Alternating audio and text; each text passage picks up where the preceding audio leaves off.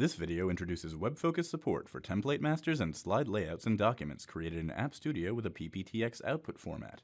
You can quickly and easily apply the styling you want to any PowerPoint presentation generated from a document in App Studio.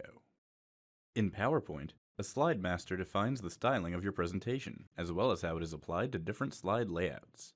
The slide master is present in both PowerPoint presentations and PowerPoint templates. To view the slide master in PowerPoint, click the View tab and then click Slide Master. You can modify how the theme you are using is applied to the slides in the presentation by modifying the Slide Master. To make the theme available, save the presentation or template to an application folder. The default application directory is shown on screen now. Create a new document using the PowerPoint PPTX output format and set any other settings needed. In the document canvas, open the Properties panel and show the properties for the document. For the template name, click the ellipses and select the template or presentation that includes the slide master that you want to use.